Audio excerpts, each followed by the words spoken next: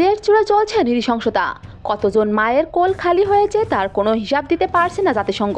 সাধারণ মানুষ, শিক্ষার্থী থেকে শুরু করে সাংবাদিক, ঝরেছে অগণিত প্রাণ। তবে এই ঘটনার আসল প্রেক্ষী হলো কোটা আন্দোলন, যা 2018 সালে সংস্কার করা হলেও 2024 সালে আবার কোটা দিয়ে সহিংসতা তৈরি করেছে একমাত্র সরকার। হাজার হাজার প্রাণ ঝরার পর অবশেষে কোটা সংস্কার করা হলেও মহা আন্দোলনের ডাক দিয়েছে শিক্ষার্থী থেকে শুরু করে ইসলামী আন্দোলন বাংলাদেশ।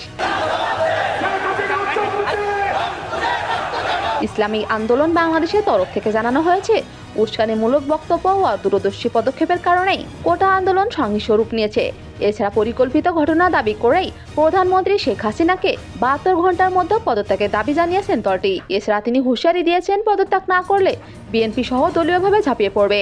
ঘটিয়েছে এবং হাজার হাজার মানুষকে আহত করেছে, তার একমাত্র সমাধান হচ্ছে এই সরকারের পদত্যাগ।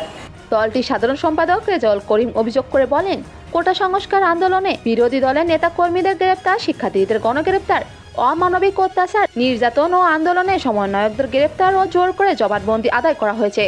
আমরা একত্রিত হয়ে জুলুমের বিরুদ্ধে যখন সময় আসবে তখন আমরা ঝাঁপিয়ে পড়ব ইনশাআল্লাহ। এই কয়েকদিনে 2000 অধিক ছাত্র জনতার প্রাণহানি হয়েছে দাবি করে তিনি বলেন, এর দায় সরকারকেই নিতে হবে। তো ভিউয়ার, এ বিষয়ে আপনার কি মন্তব্য করেছেন কমেন্ট বক্সে।